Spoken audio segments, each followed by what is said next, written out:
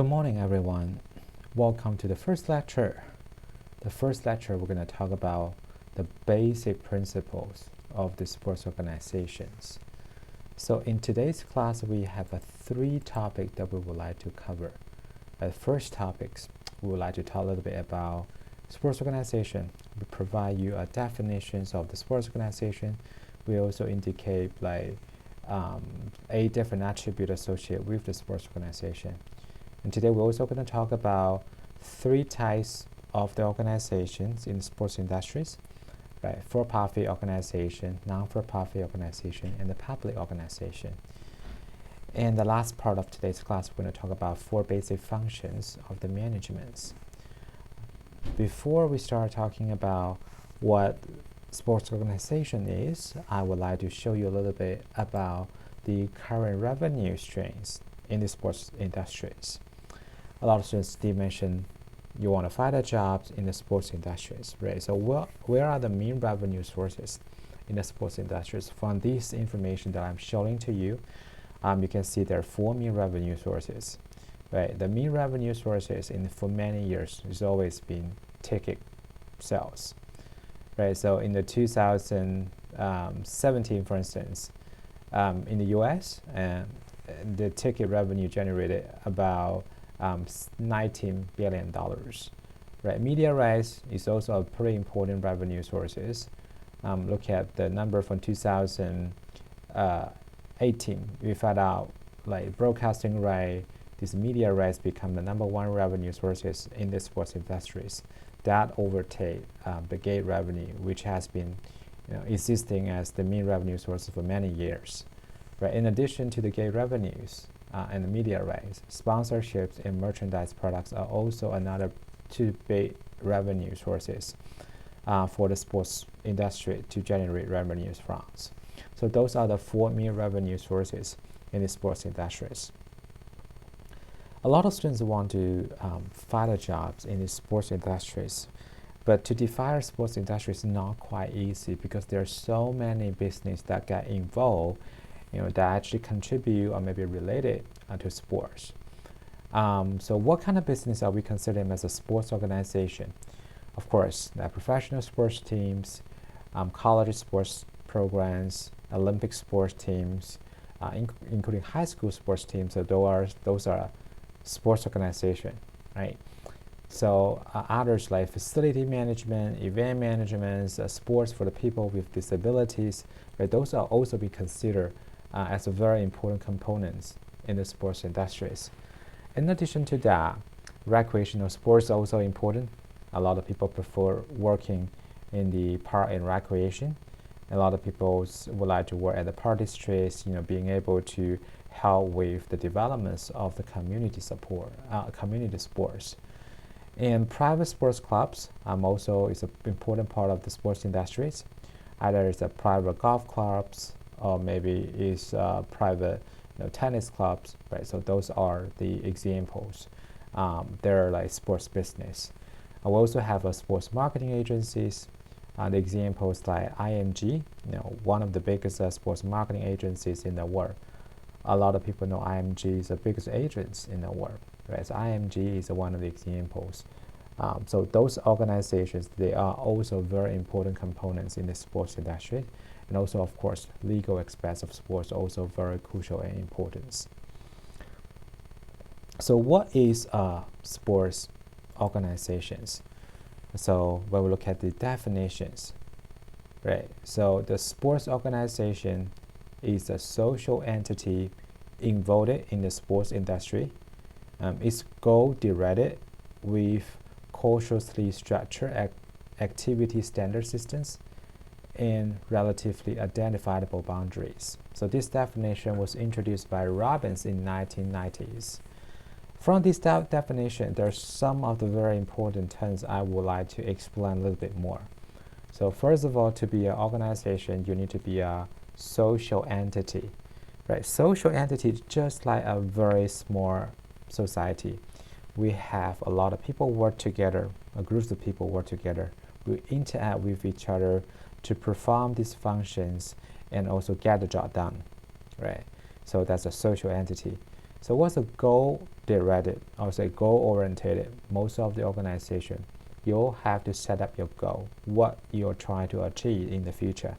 So you have to develop a plan, what you try to achieve this year, what you try to achieve next year. So those are goal-oriented, goal-directed. So those goals are varies, right? The goals could be, you want to maximize your revenues. The goals could be you try to encourage sports participations. The goal can also include like winning the Olympic medalist, right? So having the goal, they provide direction to the organization and let us know where we need to achieve and how we're able to get there, right? Goals can also help us to measure whether we are in the right directions or not. So for this definition, another important term is this sports entity need to involve in the sports industries.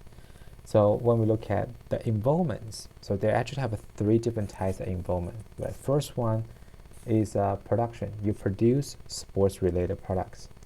For the examples like Nike, Adidas, Under Armour, right, Wilson, right? So those organizations, they produce sports-related products, where they try to target customers, produce products allowing customers to be able to participate in sports, right? So those companies consider they involved in the sports industry. The second type is the sports promotions organizations. For examples like ESPN, like Sports Illustrated.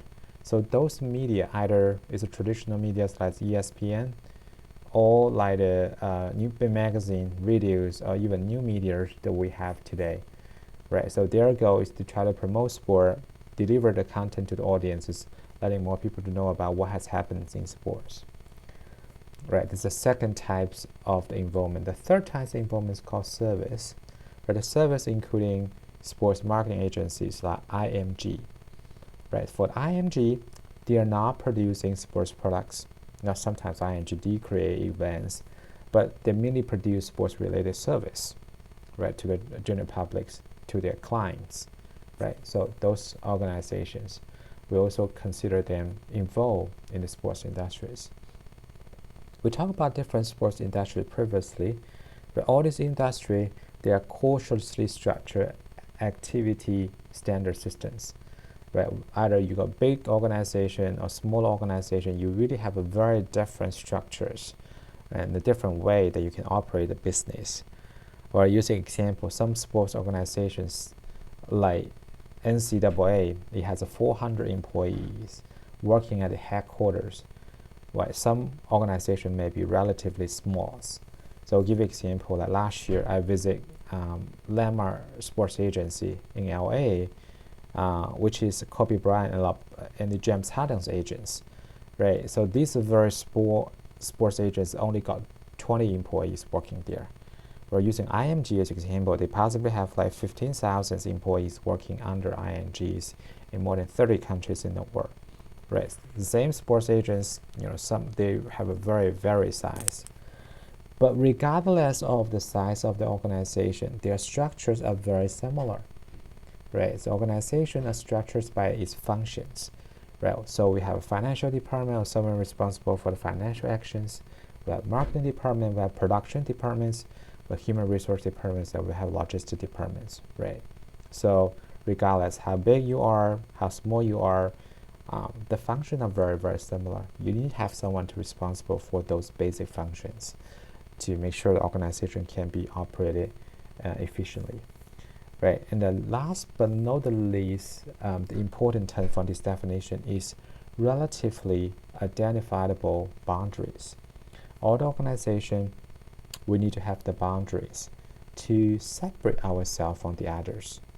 Just like we have more than 2,000 institutions in the United States, about 1,200 institutions that are affiliated with NCAA. Even the NCAA, we have the D1 school, D2 school, D3 school.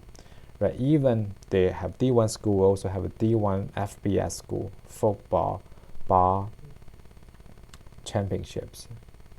Right? We also have we have D1, we have D1 FBS, we have FCS, and also have 100 institutions that are not sponsor football at all. Right? We have some universities affiliated with NAIA, some university affiliated with NJCAA, right? So we have a very clear boundary to separate ourselves from the others, right? So those is sports organizations. In terms of the sports organization, we have three types. We have public, we have non-for-profit, we also have a commercial organization, or we call for-profit organization. So what's a public organization? So those public organizations normally related to like federal and state government agency, the local government departments responsible for delivering the recreation and sports programs. Some of the example that we can think about it here is including like park and recreation. And in Oxford, we have a big community park, right? So those are public organizations. Cincinnati have a Cincinnati Sports Commissioner. So their goal is they try to bring a lot of sports events to Cincinnati, using sport as a platform to unite the entire community. So those organizations, their main goal is not to maximize the revenue generation. Instead, their goal is to try to provide services to the general publics, right? So that's public organizations. Second type of organization is called non-for-profit organization. So for the non-for-profit organization, as you look at the slide, they say the volunteer executive are responsible for the operations and the management. Unlike these for-profit organization, they mainly provide benefit to their members. Non-for-profit organization, you fund it to provide a benefit to the general publics.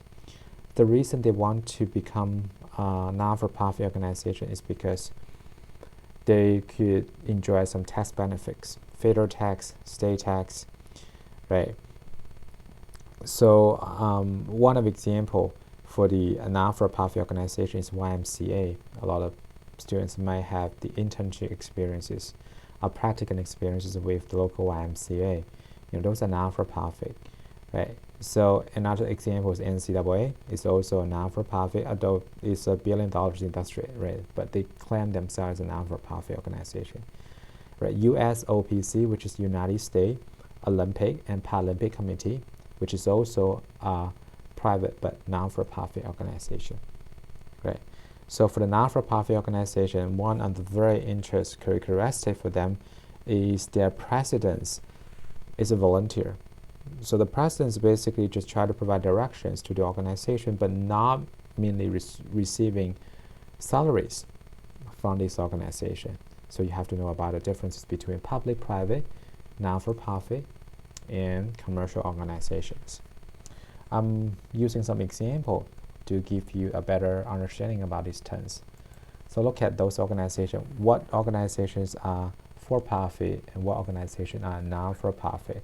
Are they public or are they private? Right. First example is Oxford Country Clubs.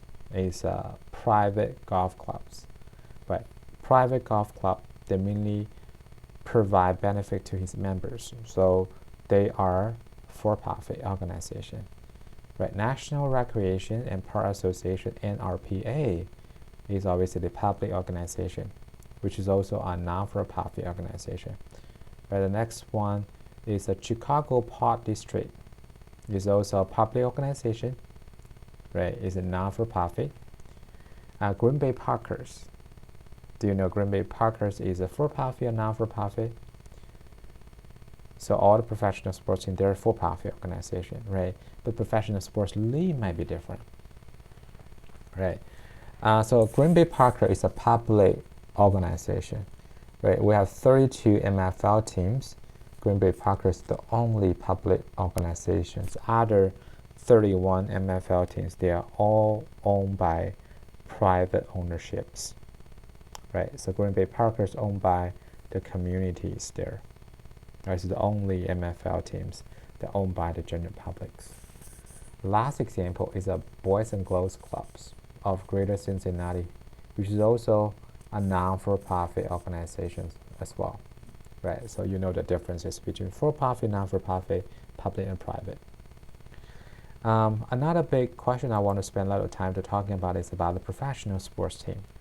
Professional sports lead this organization. They are making tons of the monies, but a lot of time they have been claimed themselves as a non-for-profit organization.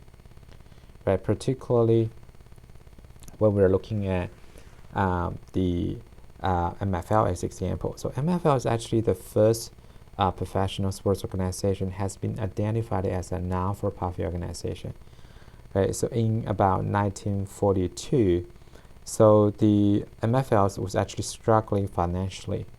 Right. However, if you struggle financially, it cannot become the reason for you to become a non-for-profit state. But MFL, the initial mission was a non-for-profit for unknown for a very long period of time, until 1966.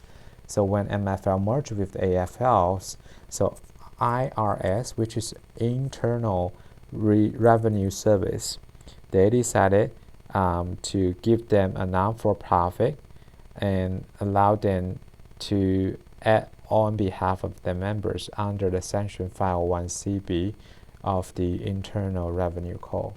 So MFL, although for many years they're making billions of dollars, right? But they're non-for-profit for a very long period of time. But until 2015, so MFL decided to give up his non-for-profit steps because in that particular year they bring in $12 billion. So a lot of people obviously question about, you're making billions of dollars, you have so much cash on hand, how could you identify as a non-for-profit, enjoy the tax benefit? So MFL decided to change his step from a non-for-profit to a for-profit organization in 2015. So MLB also did a very similar decision in 2007. So before that, MLB was a non-for-profit organization, but in 2007, so MLB decided to give up its non-for-profit that became a for-profit organization. So NBA has never been defined as a non-for-profit organization. However, NHL, until today, they still are a non-for-profit organization. So 4 different professional sports leagues, they're in a very different steps right now. So NHL is the only non-for-profit organization at this moment. So MFL and MLB in the past, they were non-for-profit, but they changed the status of for-profit organization. And NBA for the whole time, they have been defined as a for-profit organization. Another example is like LPGA and PGA Tour. They're also making tons of money, right? But they are also currently a non-for-profit organization. So here I will come with the questions. What are the benefits for MFL to give up his non-for-profit status? So one of the benefits is his image can really enhance. But when you become for-profit organizations, which means you have to spend a lot of money, you have pay tax, you have pay corporate tax. So that really enhances image. The second thing is when you become a for-profit organization, you have a right not to disclose your financial statements. So people don't know how much money you make as an organization. People don't know how much money a commissioner made, right? And also they will help them negotiate a contract with those star players, right? So the star players are having a hard time to ask for a higher salary because they say, hey, we're paying tax, we spend a lot of money paying tax, we can't afford to give you a lot of monies for your salaries, right? So those are the benefit for the MFL not to classify Excel as a non-for-profit organization. The next topic we're going to talk about attribute of the organization. We have a attribute to be an organization. First attribute is you need to have an identity. The organization is identified by its name and also establish its corporate identities. We're using NBA Golden State Warriors as examples. So Golden State Warriors, so people know about this team based on his name, right? You know Warriors, you know he's actually located in San Francisco. You know the logo is made of yellow and blues, so those things help you recognize the teams. Right? The second attribute is the program activities. So for all the organization, you have to set the goal, what you want to achieve. Those goals normally tie very closely with your mission statements. So those goals are varies based on the organizations.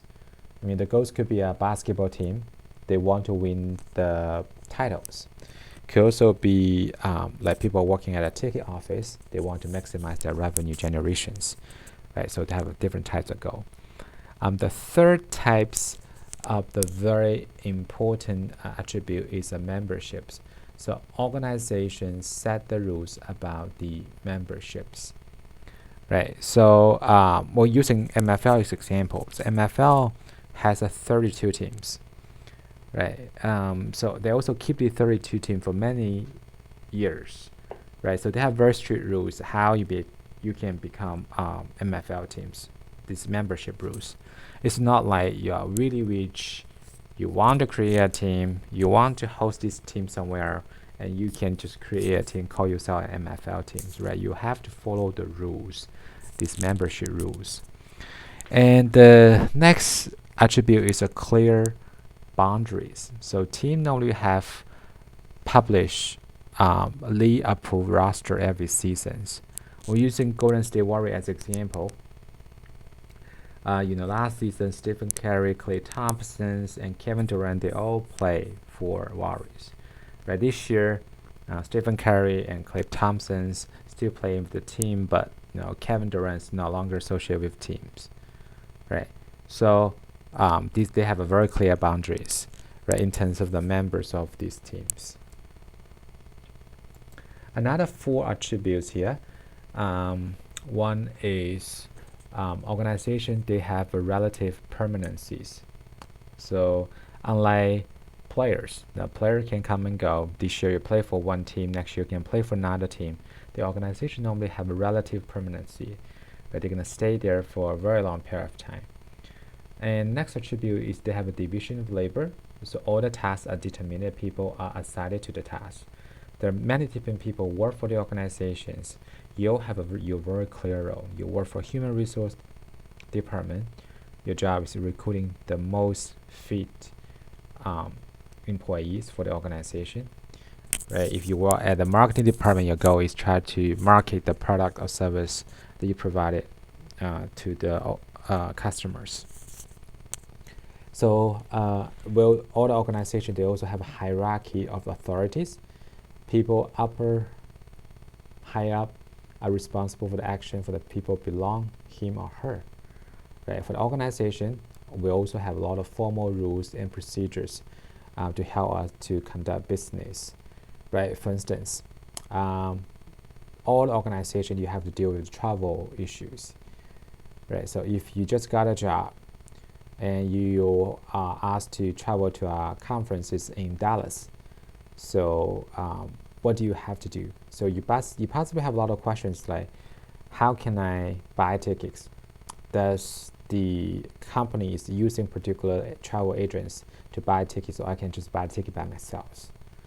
Right? What kind of hotel can I stay at? Can I stay at the most expensive hotel in Dallas since I'm just a regular employee? Right? You possibly also want to know how I'm able to reimburse the money that I pay up front. Right? When I'm done with my business trip, how can I get back the money that I pay up front? Right? So what's the procedures like? So organization will have all these rules and procedures to help people understand how this business can be operated, and also try to minimize this unnecessary communications. Right. So this is about 8 different attributes for being organizations. And the last topic we're going to talk about today is we're going to talk about 4 functions of the management. We have planning, organizing, leading, controlling, or sometimes we call evaluating. We're going to talk about each of the functions one by one and help you understand the planning procedures, the management procedures. I'll start with the planning first. So all the different activities start from planning. Right? Planning, including we define the goal and also find out the way how we are able to achieve this goal. Right? So the planning normally would deal with the strategy to minimize the impact for the unknown future. They also will provide a tangible vision that shareholders can reference and follow. So the planning procedures could include, like, first of all organization we need to have a vision and mission statements. Right? Do you know what the Miami's mission statements? right? So everyone need to have a clear understanding about the mission vision statement. Based on the vision and statement, we're going to set the goal and objective. The goal and objective are different. Goal normally a qualitative nature, objective quantitative natures, right? Goal, if I would say next year we hope we can win 60% of the home games. So this is objective, right? Goal will be, so next year we will have a better result than this year, right? So quality in nature, right? Objectives are quantity in natures. After defining the goal and objective, we have to develop strategy and also tactics to help us achieve these goals. If we want to achieve the goal that winning the 60% of home games, what should we do? And then after dividing the strategy, we have to decide the role. Who need to be responsible for what? And then we can achieve this goal. At the end of season, we're going to conduct evaluation to see whether we have achieved the goal that we set or not. Right? So this is about the plannings. The next step is about organizing. Is also very important components of the management process. So organizing is basically is putting plan into action is the process, right? So how can we organize things together? A lot of organizations do have an organizational chart, which is diagram that's showing all the position and reporting relationship within the organization.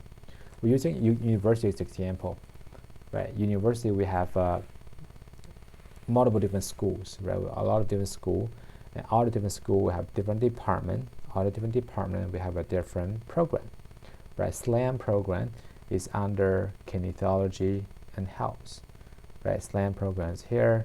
So under kinesiology and health, we also have exercise science major. We also have a nutrition major. We have a kinesiology majors, right? So they all under here. So if SLAM program want to create a new minor for next year, actually we are going to create a new minor. It's a sports analytics, right? So if we were going to create a new minor here, so we will have to report it to our department, which is kinesiology and health, to get them approved, right? And then we have to report it to the schools, right? School of Educations, Health and Society, and get that approved, get that opinion, and get funding from them, right? So organization chart help you to understand all the different positions and its reporting relationships, right? Another example, we're using MBA's example. This MBA's organization chart, Adam Silver was currently a commissioners. So under Adam Silver, you find out all the different people under him have all the different roles. So if you want to reach out to the people who are responsible for WNBA, who should you reach out to from this chat? Of course, you're going to reach out to Lisa, right? This organization chart. Lisa is president of the WNBA, right? So if you would like to, talk about the international broadcasting rights with the persons internally, who should you talk to? Look at their titles.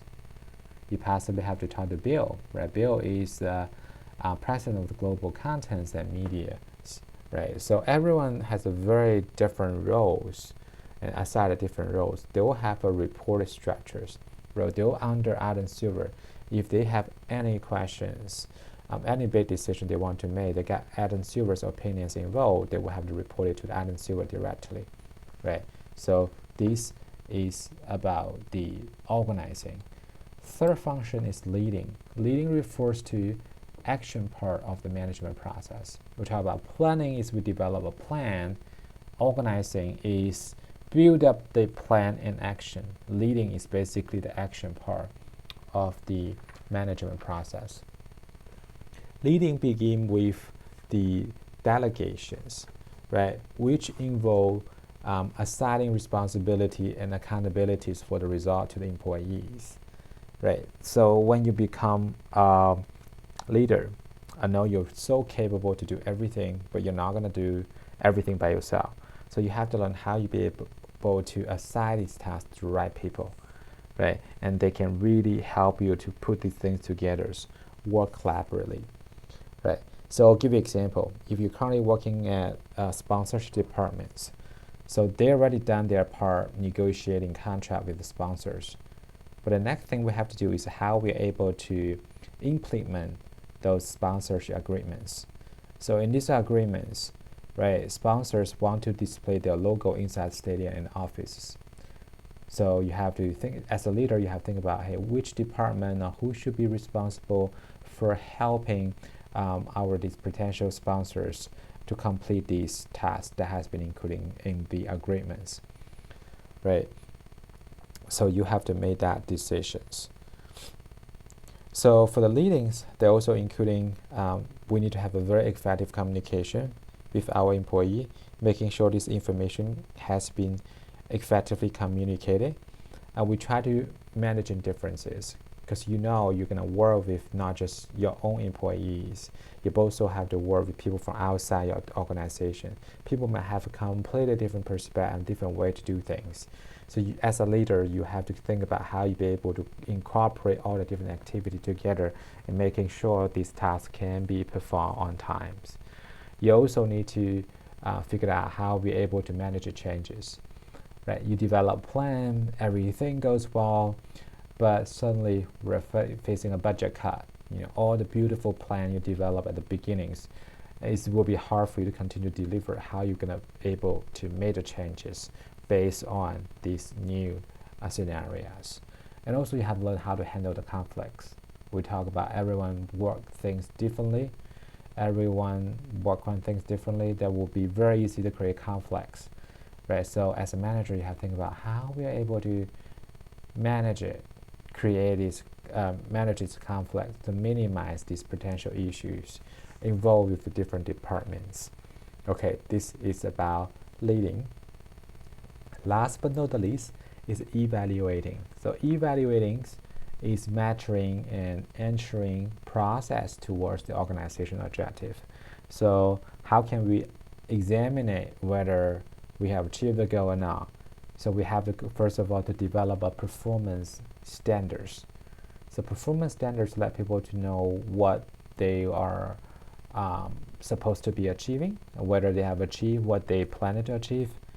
Right. So we also have to have reporting systems. Reporting systems that keep you as a manager informed whether the organization is in the right track. Right. And then we also have to have a reward system to acknowledge those successful work.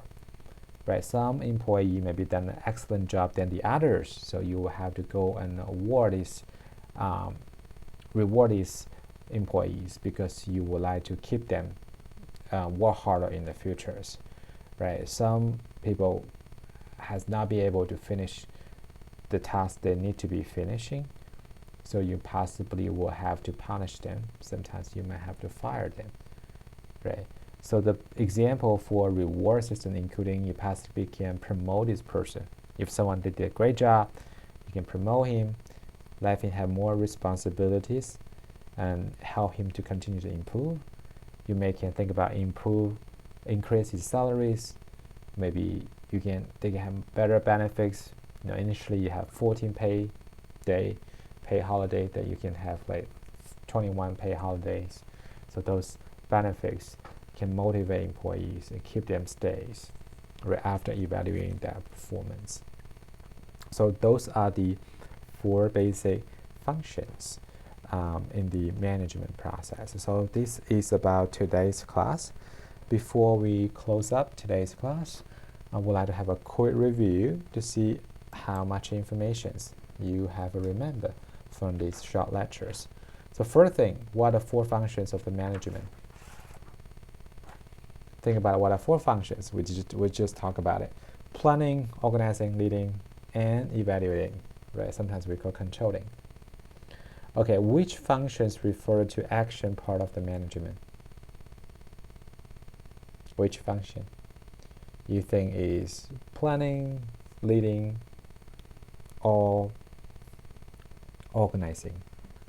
Action part is leading, right? What are the benefits for being a non-for-profit organization, something which is talk about the benefit that MFL might have when they give up the non-for-profit organization. They really help with MFL's image, right? They don't have to disclose their financial statements, right? They also could have a greater bargaining powers when they try to negotiate salary with those star players, right? Last but not the least, which of the following sports organizations are non-for-profit organization? Right now at this point, non-for-profit. What's your answer here? Think about it, what we just discussed and talked about. Okay, the correct answer for the non-for-profit organization is PGA Tour and NHL, right? So this is about some of the questions to help you to have a quick review about what we have learned today. All right, if you have any questions, do not hesitate, shoot me an email and let me know if there's anything that I can help you with in this class.